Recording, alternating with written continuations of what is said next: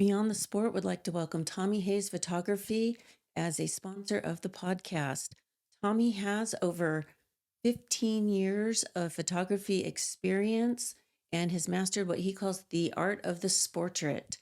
Check out his amazing collection of sports photography at tommyhayesphotography.com, on Facebook at Tommy Hayes Photography, or on Instagram at Tommy_Hayes_photography. Welcome back to another episode of Beyond the Sport. Today we're talking to Payton Johnson, a power lifter from Millsap High School. Payton has had quite a journey in her young life. We have interviewed her in the past. She's the daughter of Coach Jacob Johnson, who we did an interview with, him and his whole family, late last year. Here, Payton's going to talk about her journey and her discovery of faith and her walk with Christ, how it affects her everyday life, the role it plays in sports and athletics for her, and how much she loves to share it. So please, welcome to the show, Payton Johnson.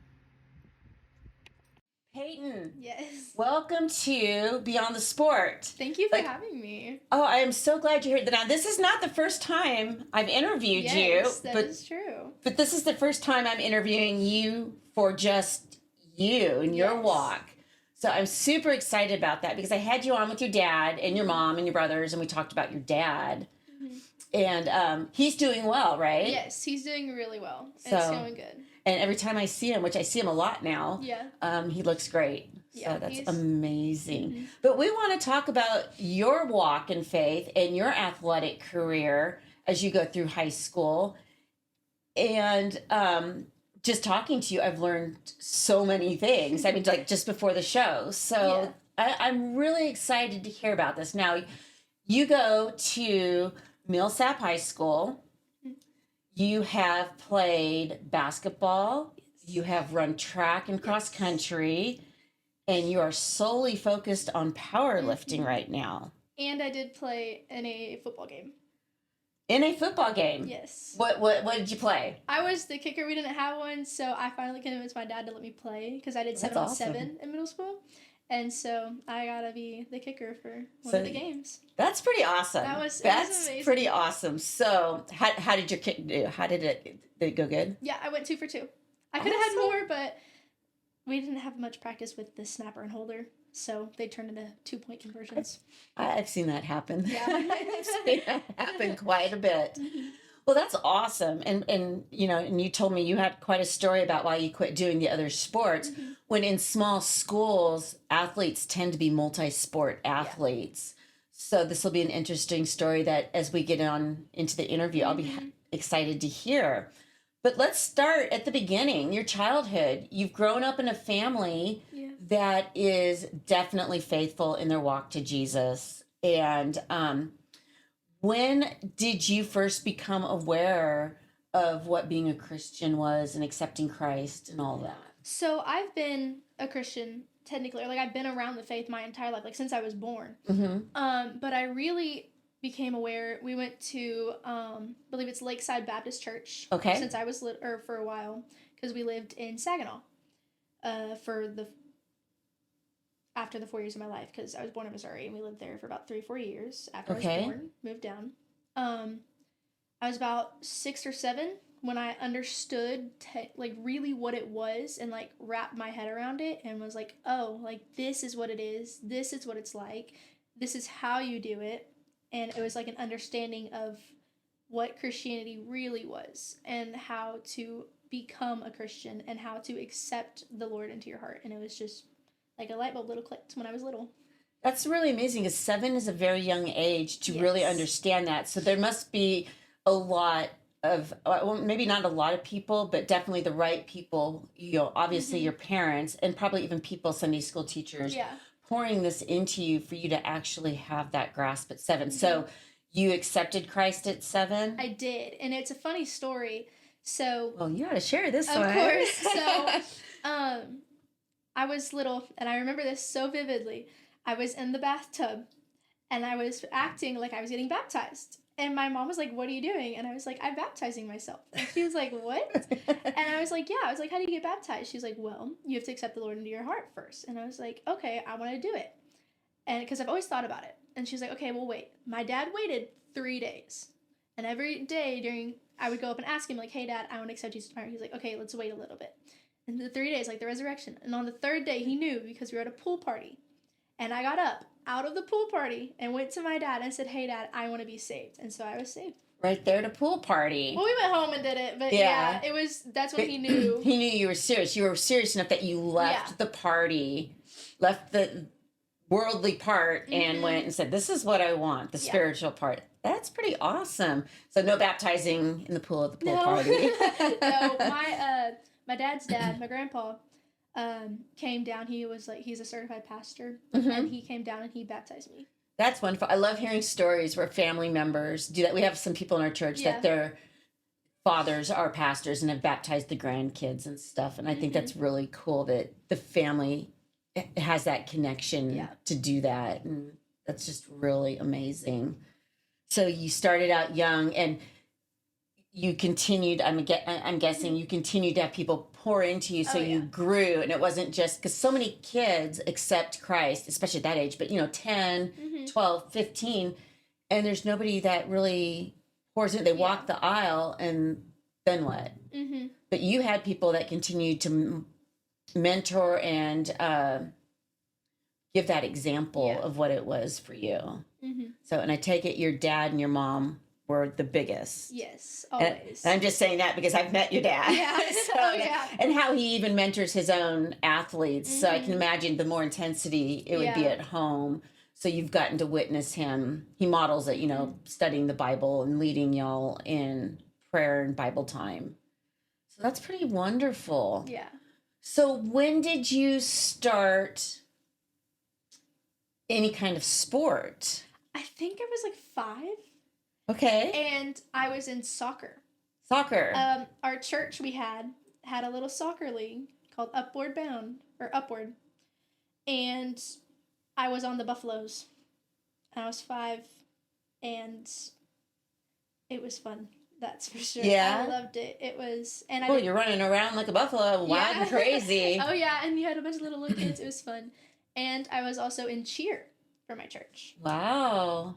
So did you go to school at a church, like a No, Christian school, or it was just your church had? Just the church had sports. Having sports, like some churches have slow pitch teams and stuff. Okay.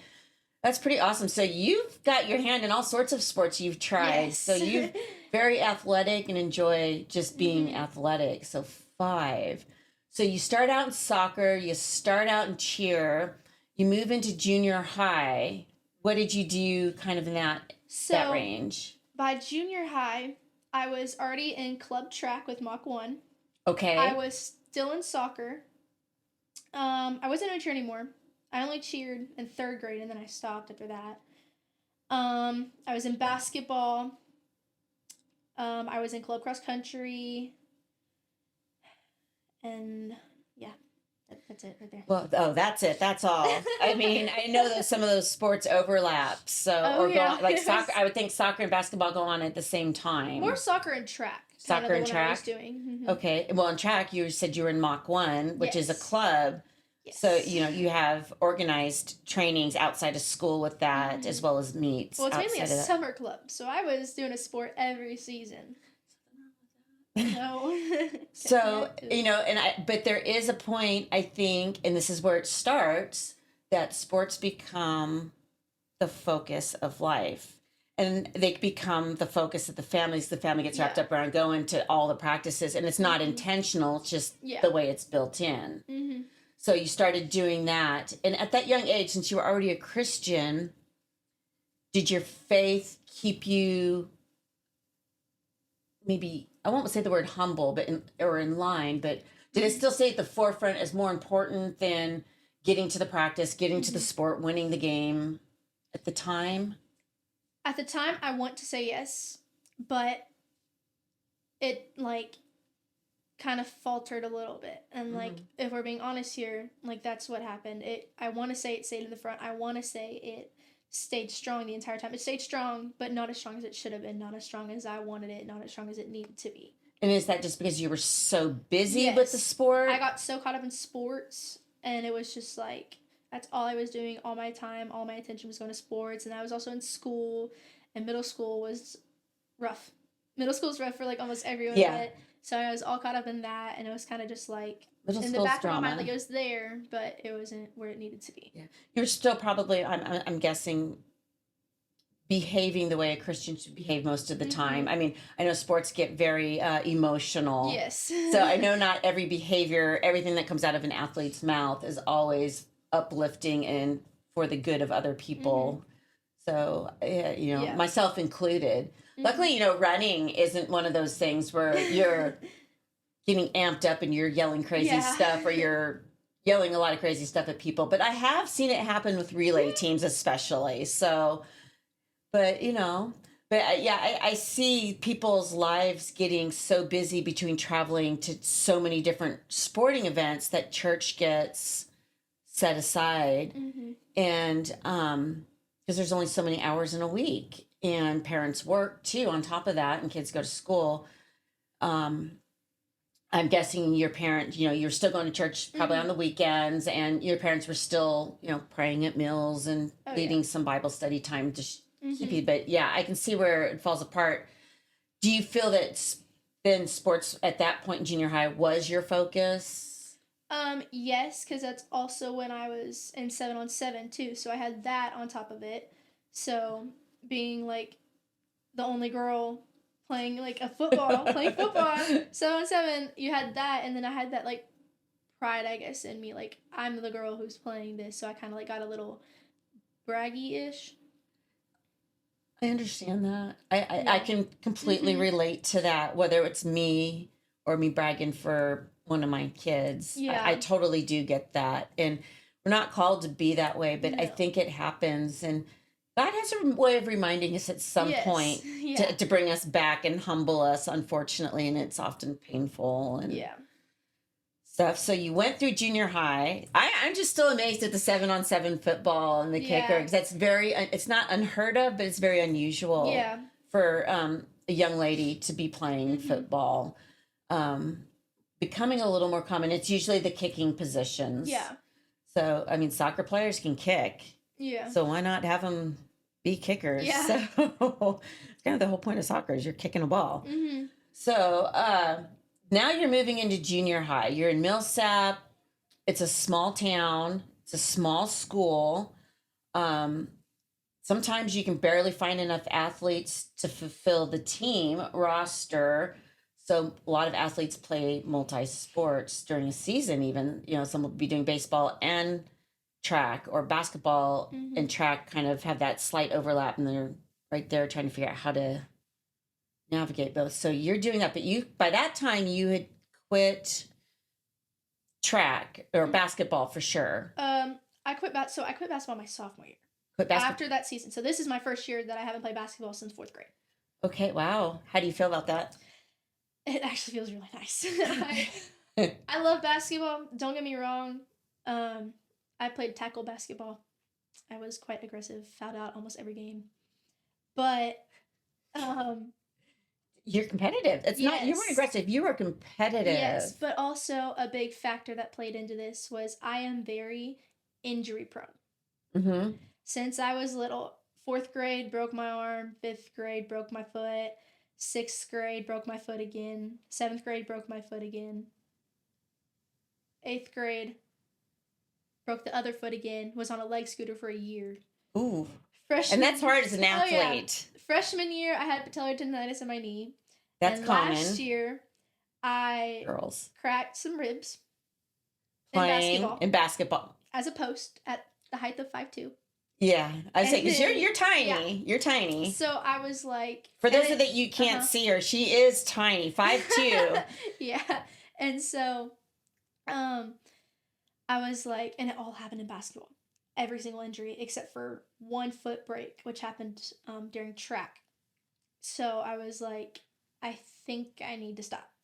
I was like, I think my body is telling me to not play anymore. And then it interfered with powerlifting. And I didn't get to do powerlifting my freshman year. because of my knee. Yeah, because you can't do the squats. So I was like, I love powerlifting way more than this. And then I was doing athletic training for football. Yes, that's where I first met you. That's what I do now, and I love it. And that interfered with basketball, or like basketball got in the way. So basketball's just kind of like in the way. So I was like, kind of getting the feeling that you're not supposed to be doing, like God's maybe saying, this needs to go. You love this, and you can't do both. Yeah. Another thing was after one of my last basketball games is how I found out my dad had cancer. So that was another thing that was like, I don't want to play this anymore. Yeah. It's kind of that's not a good way to remember basketball. No. Yeah. So it was just multiple factors that kind of played into that. And a big thing for me right now is spending more time with my dad, especially. And powerlifting, we consider our sport. And so I'm going to put that ahead of basketball. Yeah, the pictures I see, he's helping you. So you're doing the bench press. Yeah, he's like he's your coach. Yeah.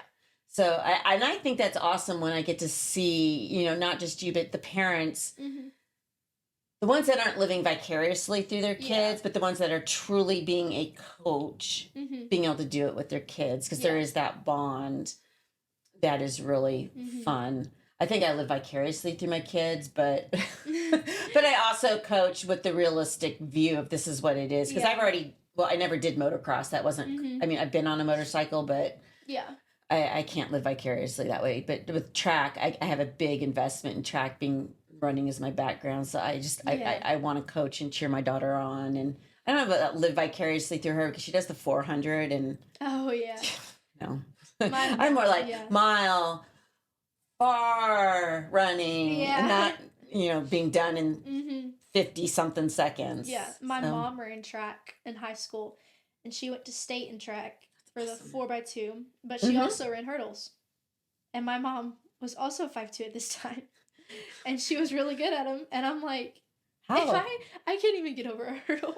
That's crazy because I watch the good hurdlers versus the bad hurdlers and stuff. And 5'2", the hurdles up to here on her, even though they're lower hurdles. But she did them. But then she also fell one time in a meet and busted both her knees open. She was like, nope.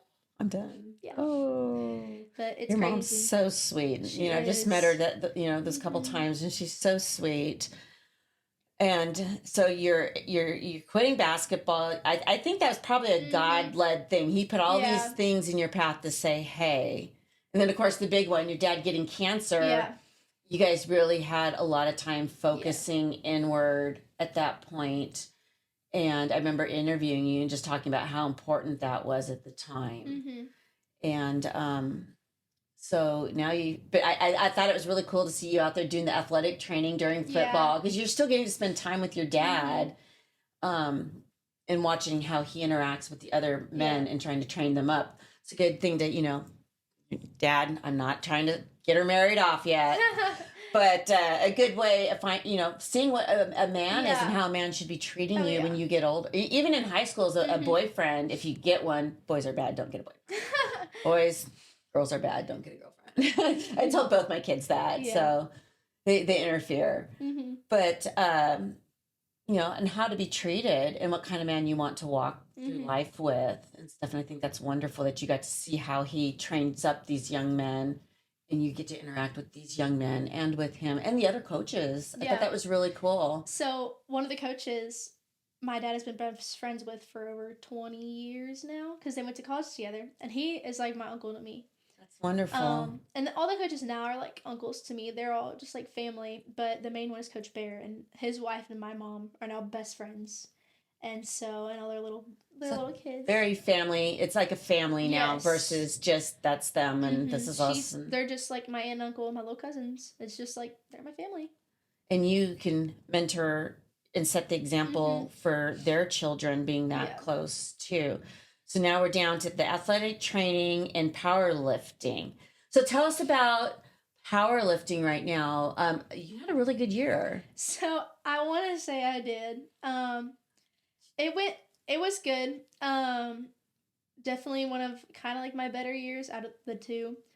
But I had to stop mid-season at the Millsap meet, my second meet of the season. We only got 3. Second meet of the season, during I did it during squat, but last year also I hurt my back. Yes. Well, this year it came back during one of that meet, and I messed it up bad during bench too. I don't know how I did, but I don't know. My body was weird, and I couldn't bend down. So you wouldn't be able to get the bar for the deadlift on the next. What? I managed to get through a deadlift because I had to, because I still won the meet. Well, there's a determination and competitive. We've already established you're very competitive, so you would move forward. Well, that meet I won bench by 40 pounds. That's a lot. That's a big margin. I benched 155, and which is more than you weigh. So that's. I weighed 121 at the meet. So yeah. So I just did my opening deadlift, but like I was done. I was like, I went to the locker room, tried to take my stuff off. I couldn't. I was just sitting there crying. I was like, something's wrong with my back. I can't move. Well, we went to the ER, and they were like, oh, it's just some muscle spasms, this and that. And they didn't take any imaging, nothing. So we're kind of like, that doesn't seem right. So I kind of like sat out. I was just like, they were like, take some time off. I was like, okay. Well, it kept getting worse and worse. And one of my friends had a back brace, and I was wearing it, and it didn't like do anything. Went back to the doctor. My doctor. Your doctor, not the... Dr. Leibis. I love him. I go to him for... Oh my gosh, yes. I do. Yes. I've been to him. He's amazing. He is so good. Like, we've made a joke that I need my little punch card. Like, get $10 off each time I go. Yeah, this is my 10th visit. Yeah. This exam should be free. Yeah, he was like, we need to stop meeting like this. I was like, I know. He's amazing, though. So good. We sent all our players to him, or all of our athletes, really. I don't remember how and I think my doctor sent me to him, and he sent me on to another athletic doctor that I needed more than he could do. And but in the end, then you go back to him, and oh my gosh. Well, he was saying he also kind of feels like it may be muscle spasm, but we're not sure. So I went to go get an MRI. MRI. So at least he sent you out for that. Well, the MRI comes back, and I have a herniated disc in my L5 vertebrae. So it's like right above my tailbone. And so I'm out until the second week of April. So it was a little more than the muscle spasms. Yeah, a little more than muscle spasm. You managed to make that disc bulge out from its standard spot. That is painful because you're compressing nerves at that point. So yeah, and it was it's 4 millimeters, so it's not super big at all. Not like back surgery worthy. But if I lifted at regionals, that was my main thing, and I didn't get to, because I probably would have gone to state this year. I didn't get to, and he said if I lifted, I would have probably had to go get back surgery. Well, I can tell you about back surgery. I didn't start with Dr. Leibis for this one, but it's an ordeal, and it's a recovery, and you can still end up with other problems later that come from that. And being athletic, I guarantee that your problem might have gotten fixed, but you'd have other problems because you don't carry a lot of body fat. And I'm getting older, so I'm carrying more than I used to. But they would say like some of my muscle irritation would be from the muscles rubbing against the screws, even as I had already healed. So, I mean, there's just, and then eventually, you know, the one above it or the one above that. And so you don't want to start too young, for sure. I probably wouldn't have been able to lift next year anyway. No.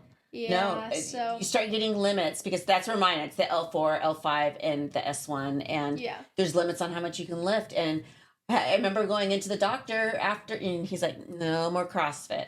I didn't do it at CrossFit. This was from something else. But, because a lot of people, well, CrossFit caused that. No, it really wasn't CrossFit. But they're like, so I can't do deadlifts. No. Clean and jerks? No. Box jumps? No. I'm like, kettlebells? No. I'm like, what can I do? Not a lot. Yeah. So, yeah, if you had surgery, your powerlifting would probably be done. Although maybe young enough with the right rehab. Yeah. It would be almost too risky, though. So it's kind of just like, I'll wait. Like, I won't do it, and I'll just let it heal and recover. I'm going to start doing some ab works and some stretches here soon to kind of start building up my core to help my back. But keep it strong. Yeah. Yeah, I know a real good therapist that she'll put you through the routine. So when I got my screws out, my doctor sent me to a triathlete therapist. Man, you would think I had not had an injury and she was getting me ready for a race. I was just like, okay. Yeah. But it worked. So you finished out, but this is where faith comes in now. Okay. Some people think you become a Christian and it's all good. And I mean, as Christians, we know that's not the case. One, we're still not perfect. We still mess up. But two, we still face trials. And this is where your story really comes in as beyond the sport of powerlifting. Yeah. Obviously, you were disappointed. Oh, yeah. As well as in pain. And some people, why me? And they get angry. And I mean, I've been there even as a Christian. But how did your faith walk you through that whole process of having come to acceptance to be where you are? It was like, it's like gonna be okay. Like, God was telling me, like, it's not like gonna be the end of the world. Like, it's gonna be okay.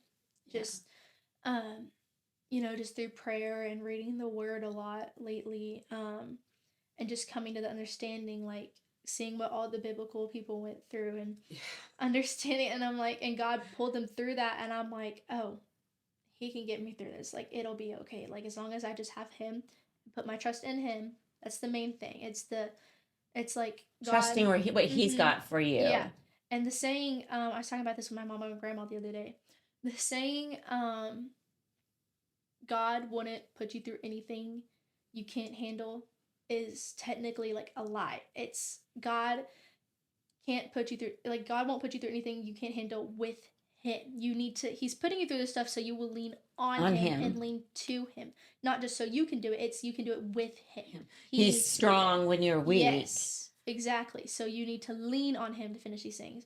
And I feel like that's definitely, especially Dad's cancer too, definitely what's going on. Like, I need to lean on him more and trust him through this process and be more with him to understand, like, it's gonna be okay. It's gonna work out in the end. Like, it's nothing. He might have bigger and better plans for you. Next year might be state, or you didn't do it this year, but 5 years from now you're coaching powerlifting. Yeah, I mean, there's who knows what God's plans are, and his plans are always for his good, but his good is going to bring you with it. And just like people are like, well, now that I'm a Christian, everything's great. Well, no, you're going to suffer. You're going to suffer. It said, Jesus says you will be. It won't be easy. Yeah. Yeah. They persecuted me. They're going to persecute you. And you're not being persecuted, but it just equates to the same thing. He had trials. We're going to have trials. And it's, like you said, to lean on and trust in him that, okay, now is not the time. Yeah. But I know it doesn't make it easier, because you knew you would have made it to state. You knew your friends were still powerlifting. And you're like, I want to be there. Well, I'm still going to go watch them. I'm going to go watch my teammates. And then after, I have a really good friend from Peaster, actually, who made it state, and I'm going to go watch her. Support them. So yeah, I'm still going. Don't worry. You're still being that good, good friend. I'm just the cheerleader. I'll be the cheerleader. The cheerleader again. Yeah. But I mean, it just goes, and that's kind of the servant side of it, is you're not sitting bah humbug. Yeah. You're like, well, I'm going to go and be happy for my friends. Like, that's still my team. I'm going to go support them. Yeah. So on your team, I have no doubt your team knows your stance on your faith. Oh, yeah. Well, a lot of our team is Christian, or if they're not, they definitely know about it. We had 19 girls this year in powerlifting. Wow. We had like 45 athletes total for powerlifting. We had a huge powerlifting team. It's like half the school. Yeah. I mean, okay, not quite, but our head coach for powerlifting, my dad will only hire Christian believing coaches, because that's what we want. That's what we need. That's what influences the kids. Well, his name's Coach Bass, and Coach Bass did FCA back in Oklahoma, and he did it a couple years ago for Millsap. Okay. And so he's very strong in his faith, and I love him so much. He's like an uncle to me. Well, we do every Wednesday or Friday, we do a thing called Success Class, and it's more of like a Bible study of like athletes and trials and like biblical times and what the Bible says about this and what to really do and like how to do it. And it's amazing. I love it, and it's really good. and the team hears about Uh-huh. it. Every athlete hears about it. All the Whether they're athletes. Christian or not, they're required to go. It's a Not team meeting. Yes, it is a team meeting. Not just the guys for football. It's all the boys athletics, all girls athletics. Every athlete. If you're an athlete, you're gonna hear about it, and I love it. I love that, and our team bond is just stronger through it. That's amazing. I like that your team bond is stronger through it. And the kids who are not Christians, which being in a small town in Texas, most kids start becoming Christians, but maybe they don't understand it, they don't walk it, or they can't equate the principles into their life yet. But that it's an opportunity to minister to them. And do you have kids that come up and ask you questions about your faith or ask you to explain things to them? Not really. We don't really have a bunch of little kids come up, but I know also there's a lot of little kids that look up to us, and the coaches have little kids. Yes. And they all look up to us, and I know like the kids at the school and the little young athletics, like they look up to us. So it's like that's your opportunity. It doesn't necessarily them asking.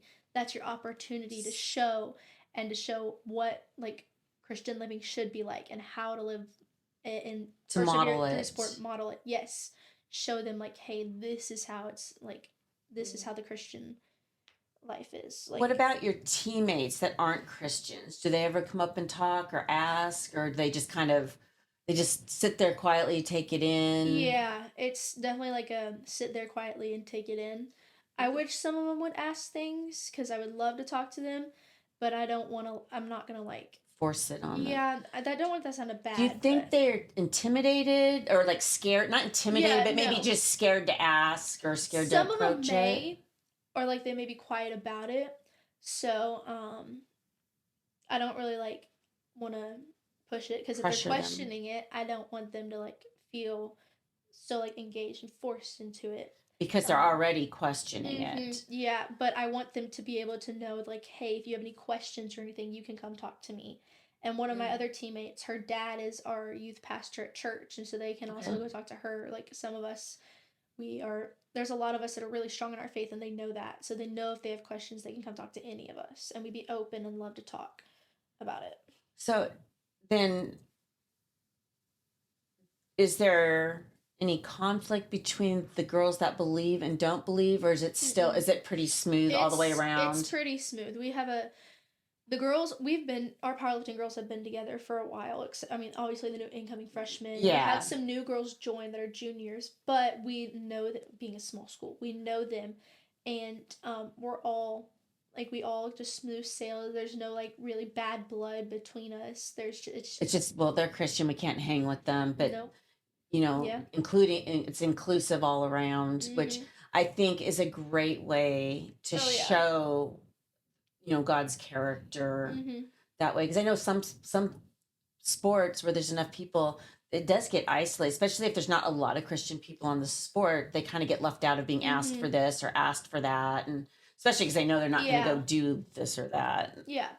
But a lot of our girls don't really do that kind of stuff. Like we have some good girls. Like we have a good team. I love our team. That's awesome. Well, you got to be pretty fit and healthy to power lift. Yeah. So it's not one of those sports where you can abuse your body and expect it to perform and make PRs. So, and it's a sport that I learned a lot about just basically last Friday. Yeah. Because I went to the boys regional and we were supposed to film, my son and I were supposed to film the regional, but the way they set it up, you can't film very easy. Yeah. It was really hard to film and get pictures. Yeah. But I did learn a lot about it. I mean, you might complete a lift and it doesn't count. So do you walk away and you're mad? Some people are probably cussing. Yeah. You got to handle that disappointment. Yeah. And do you feel, I'm sure you've had lifts that you've been 0 credit on. It's 3 red lights. Yeah. I've had some moments I've been pretty upset, but then my dad's always like, listen, like you can't let that get to you. That's the main thing. And I've struggled with that. Like, I'm being real here. I struggle with that still. No, please be real. Because I want everybody on the show to be real. I'm real. I'll tell you. Oh, man, I screwed up today. Yeah. No, I definitely struggle with that. That's one of my big things because I want to just be like this crazy athlete that's just like good and gets all her lifts, this and that. But that is not the reality. If you're getting all your lifts every single time, something's up. Something's up, yeah. But you gotta just remind yourself, and like athletes, it's like that's done. That's in the past. We gotta figure out what happened so we don't do it again. We gotta but how you respond even is a testament to the character of who you are and what you're controlled by. I think. And I mean, not that Christians don't mess up. Obviously, you say, do you want to get mad and yell?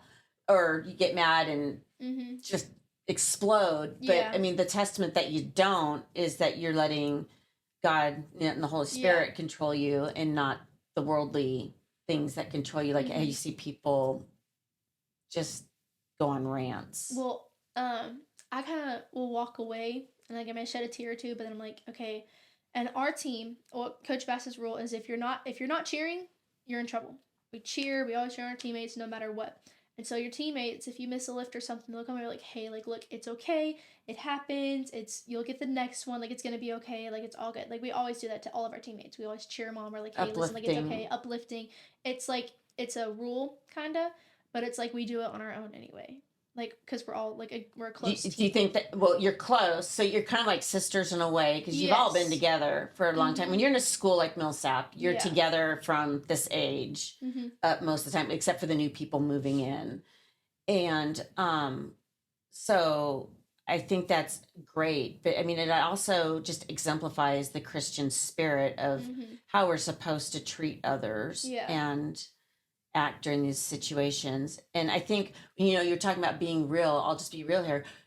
Be real, please, because people need to hear that. That, you know, as Christians, we struggle. They don't get it. Yeah. And that's kind of what this is about. One, that the faith is more important, but that we still struggle. I mean, I almost quit in a race, in a swim. I have no idea why I was struggling in this swim. But it took me way longer than it should have, because it was like I was having a panic attack in the water or something. I was literally backstroking in a swim that I should have been, you know, doing the freestyle, getting through it. I almost, a quarter mile in, grabbed the kayak to hang on to. And that would have pretty much been the end of it for me. And I was just like, God, what is going on? Pull it together. And instead of getting mad, it was like, I started praying about it. And it just happened. Just so happened. There was a sandbar, like not even a half a mile maybe into our swim. And I was able to get up on the sandbar like everybody had to and walk across it. Yeah. And that, like, it was a whole reset. And I see that as a God thing, because I was not swimming and stuff. And then I got out and was able to do everything. But, you know, so it's not perfect, and we want to scream and yell, and I wanted to be super disappointed in my overall time, and I wanted to be super disappointed in my swim, but God had a different plan. Yeah. And I was lucky to even be there. So, you know, we want to react, but so it's not perfect for us. No. And our reactions aren't perfect. And I've talked to people about it that I've watched that are in sports like football. I've interviewed a lot, you know, several football players, and even on camera and off of camera. And, you know, you're on the sideline, you hear it, I hear it. Yeah. Sometimes the parents hear it, but most often the parents don't really hear it. And I'm not saying all the kids are saying all these bad things, but they're in the heat of the moment. And I know some of them are Christians, and they're in the heat of the moment, and they're reacting, I'll just say. Yeah. And it's not the way I think God would have them react, but that's because they're human. And we live in this fall, you know, it's not an excuse, it's just a fact. We live in a fallen world, and we'll never be perfect until we, you know, go to heaven, and all we can do is try and pray on the Holy Spirit.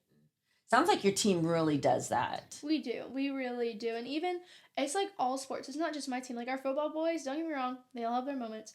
But they're good. Like, they're good about it, and they're getting a lot of them are getting a lot better. There's a few of them that had some, we don't do mouthing. Yeah. Like, we try to keep it as classy as possible, sportsmanlike as possible. We don't mouth. If you bad mouth, you're off the field. You throw your palms up, like, what the heck, you're off the field. Argue with the ref, you're off the field. Argue with your teammates, off the field. Like, it is like... Your dad's really strict. Yes, but it's like, it's for, like, a reason. And they see that, and they've all gotten better at it. And so you see them in the game more, you see them playing more, you see them get more practice time. It's just like, it's like, well, we try to get everyone equal practice time. It's just because we're a team and it's what it is. But it's like, you don't do the dumb things or have these dumb reactions. You think first and you're like, oh, I shouldn't do that. And then you realize that usually works out for the better. Well, actually, it always bad stuff happens, but it still can have a good. Yeah. I mean, you're still in the game versus on the bench. That's a good result versus a bad result. And I don't think people realize that. They see, okay, I got pulled from the game. That's a punishment. I got to stay in the game. They don't look at it as a positive. No. They just look at it as the game goes on. Yeah. But it's really a positive based on how they reacted. And I do see a lot of different stuff. And I see kids who, like how you guys talk about in powerlifting and how your dad's having his kids do. I do see kids who kind of separate themselves from that kind of thing and want to be different like that. And I really applaud that because I know it's got to be hard in a team setting. Well, with our boys, if one of them's acting up, they will get on to each other. And they fix each other's attitude. And so the coaches half the time don't really have to do anything. It's the boys. They're like, hey, stop that. Like, get under control. Like, you need to stop that. Like, they are very, like, on top of it. And that's how we are, too. If we have a girl who's acting up or who, like, maybe we catch them skipping reps or something like, hey, like, finish your reps or, hey, do this. You're only cheating yourself. You're only hurting yourself. And we don't want that to happen. We don't want our teammates to hurt, like, just mess themselves up, like just skip reps, cheat themselves. Like that's not what we want. Well, it's cheating and it's lying and it's, you don't look at it that way, but it is. But yeah, it is. And then when you're going for a team sport, it does hurt the team, and you're not being a servant to the team. You're being a servant to yourself. And I mean, we all get that way sometimes, but when you have accountability, and it's, and even in the church, there's accountability and there can be discipline within the church itself. So, I mean, that just pours right over into the family, into the team. Yeah. And it sounds like you really, really have that going on there. Yeah. I mean, I know your walk is strong. Yeah. So what are some of the things that, you tell yourself as you're going through practice or a training, especially on the hard days? Oh, yeah. But even on the good days that relate to your faith, like how your faith helps you on those days? I'm always just like, it's all going to be worth it in the end. Like the outcome of this, the outcome of what's going to do, like the outcome of your workout that you're doing, the hard workout, it's all going to be worth it. Like you're going to see, like by meet time, you're going to see that these workouts are improving your weights. They're improving your, just your strength and like becoming a better person through it and not complaining about it and just like understanding like it's all worth it in the end. It's all gonna be over. Pain is temporary. Everything here is temporary. It's all gonna be worth it in the end. Like it's okay. Like just don't, like God has a reason. Coaches have a reason they're putting you through the workout. Like it's not, I just tell myself like it's gonna be worth it in the end. It's all worth it. So how do you stay humble on the good stuff? Like you said, you beat that one girl, the second place by 40 pounds. How do you stay humble as you should? Yeah.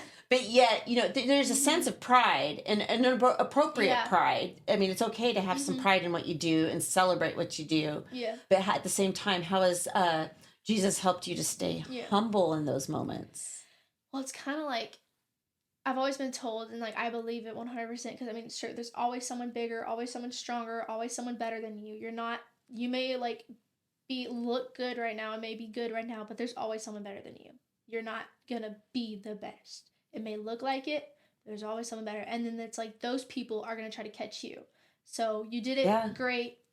Now get back to work. You gotta keep those people from not being able to catch you because they're going to be working harder and harder to try to get that, and you can't let them. So you got to keep working. You're the one with the target on your back. Yeah, kind of like Dad's saying, like target, like you're the target now. Yeah. So there's no time to allow your head it's like congrats, like you did it, like you can enjoy it for a little bit, enjoy it for a day or two, but then after that, like you got to get back to enjoy it for the weekend after the meet. That's great, but when the next week starts, it's like nothing happens. You got to start all over. Yeah. So does your faith help you get through all of that, through the practice and through? So do you feel your faith has affected powerlifting, or powerlifting has helped your faith grow? I think it's both. intermix. Yeah. And also, like for powerlifting, we work out with music. Well, Nice. our music is worship music most of the time. Oh, except for Tuesdays. Tuesdays is Disney Day. But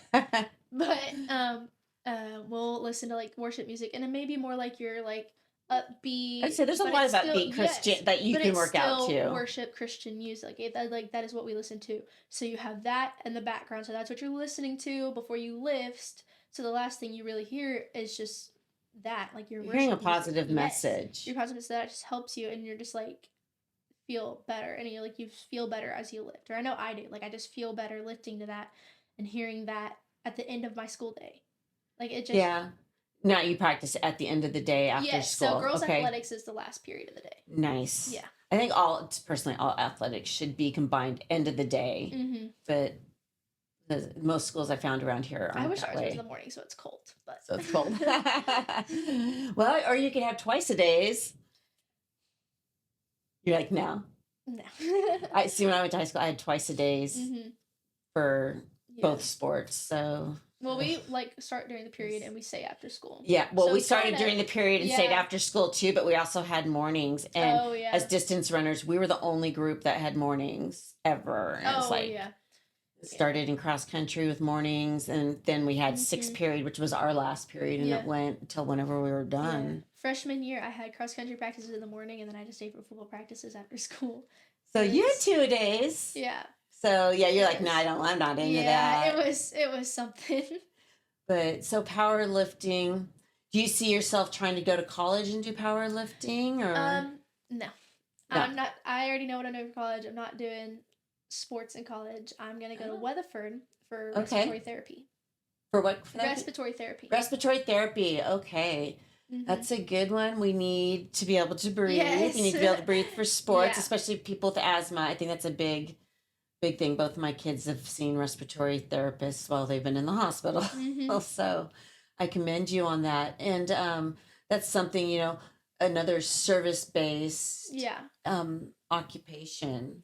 Well, I always knew since I was little I was going to do something that helped people. And I want to be able to help people. I knew it was either this or athletic training. I was like, one of the two. I'm going to do one of the two. Well, I've had some insight, which helps. And I actually know a really good friend of my mom's, a childhood friend of ours. Her mom has both. She did athletic training and has respiratory therapy. Okay. So I was like, okay. And she said respiratory therapy. She loves it. And I'm a lot like her. And she said, it's just better. The pay is better. Work days are better. You can control your work days. She said it's so much better. So I've decided that is what I'm going to do. Okay. I mean, you're athletic training. You're helping athletes. Mm-hmm. Obviously, you're helping. But respiratory therapy, I mean, you're really helping people when you do that because they're having trouble breathing. Yeah. So that's a big thing. So are you looking to carry and use your faith as you finish out your high school career? Maybe speak to those? Yes, and I'm one of our leaders in FCA. Okay. And next year, I kind of talked some this year during FCA, during Fields of Faith. And I think next year I'm going to try to be a speaker at Fields of Faith. So I do things, and I'm one of our main leaders in FCA. I was involved with that. And so next year, I've always spoke at it. Just not as an actual speaker. And I know Dad did it last year. Yeah. And so I think next year I'm going to try to be one of the student speakers. And for those in our audience, FCA is the Fellowship of Christian Athletes. So it's an opportunity for athletes to hear about faith and share their faith. And it's an in-school thing. So we have meetings every Wednesday, and we have a crap ton of kids. We have 40 to 45 to 60 every time. It's always in between 40 and 60. Very consistent. Yes. People very involved in it. So in Millsap, it's definitely growing because last year we had 15. That's a huge increase. We had to move it from the teacher's room to a library. It's become a big thing. And as the athletes are being exposed to it more, I think the youth today, including our athletes, are hungry for it. They just don't know what it is. They're hungry and they don't know what it is. And when they find it or are exposed to it, they want to grasp onto it and learn. I've found that even in some of the wildest of kids, they're searching for something, and but when they find that, they grab it and they hold on tight, and they finally they found what they were searching for, and they just didn't know that's what it was. Yeah, that's what I love about our coaches is they always reach out. And like if you're an athlete, you're gonna hear about it. You're gonna know what it is, and that's what I love. And I think that's wonderful. And that, you've got the opportunity. You've got the opportunity. Those coaches have the opportunity. Other girls on your team have the opportunity to exhibit the faith, share the faith, and invite people into the faith as they feel. So I mean, you're going along the way through modeling and talking to maybe planting a seed, or I'm sure there's seeds that others have planted that you've watered even. Yeah. So I think that's really wonderful. And I know you're active at your church. Yes. So, I mean, your faith carries throughout your daily life for you. Your whole family, your faith carries throughout your daily life. So I think that's really wonderful. And I'm excited to see how it grows and how it grows at Millsap. And I'm just still amazed at, how your FCA program went from about 15 to 45 to 60 kids on a regular basis. And that's amazing because these kids are all athletes. So they've all got practice and homework. And a lot of them are high achieving students with high grades. So they're dealing with those classes that are also maybe dual credit courses. And most athletes tend to have good grades, and a lot of them nowadays, because they all want to be going on to the next level. So they're wanting the next level, so their grades are higher. They tend to focus a lot and want to be on honor society too. So to be involved in all these activities is really amazing. Now, in October, we had the student-led See at the Pole. Yes. Did you not? I'm guessing you participated, but did you lead anything at that for your school? I did. Me and one other girl, we helped lead it and get everything figured out, set up. We did some lead prayers. Like we try to let everyone else pray, and we let everyone. But if no one prays, then like we'll pray it out, and then we'll be like, okay. Like we do categories, like we're gonna pray about this now, and if anyone would like to pray, they can go ahead and pray about it. So kind of help with the logistics. I mean, there's not a dull point, a lull. Yeah. Kind of get it back on course. I think that's really wonderful. Your parents are probably pretty proud of you for all of that. I'd like to think so. I hope so. I just from what I've heard. As I've gotten to know your parents more and talk to your dad, and matter of fact, I was like, I'd really, love to have your daughter Payton come on, and I think she'd love that. I'm like, okay, well, let's make this happen. So I think, he wouldn't have suggested that you come on a show that's going to be broadcast to whoever wants to see it without having some heartfelt love about the walk that you are on. And I know your brother's on the same walk, and a big part of that really is your parents, and you're going to school where your dad coaches, and he's told me about the cards he hands out to the players that have Jewish words on them and talk about what it means in faith, and how to help them become a better person by understanding the original words and stuff. And he's just got a heart to share, and I think, how can you not share? Like you said, you want to be a speaker at the next Fields of Faith. And, and if you're speaking at FCA or anything, it just really is showing that is overpowering your desire to be, not that it's bad to want to be the best. You want to be a great athlete, but there's something that's just more than that. And that's not your sole focus in life. Yeah. Especially if it's high school and it's not going beyond. I mean, high school, and I've said it so many times, is this much of your life. Yeah. And then what happens when that's over? If that's your whole life and you're so focused and your whole heart is your sport, what happens when that's over? Yeah, and it's like I already know I'm not going to be doing sports after high school. Like I'm doing next year as a senior, starting my senior year, I'm going to be doing competitive powerlifting year round with NASA. It's a powerlifting people, and my dad does it with them. And so I'm doing that year round, and then it's like after that, like I'm done. Like I'm not doing it anymore. So it's like your whole identity's wrapped up in Yeah, that, that's like who I like put my like what I put my identity in. Like it's not gonna last. what happens? Yeah.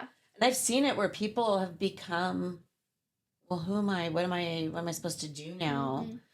Instead of, well, I'm a child of God. That's where Yeah. my identity's in him. And he's, I'm going to be okay moving forward without my sport.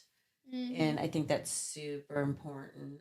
And I think a lot of people, especially in Texas, um, because sports are so prevalent, especially in small Yeah. communities, that's all the communities have. Mm-hmm. And I think it's just so important that people remember the importance of Jesus. Yeah.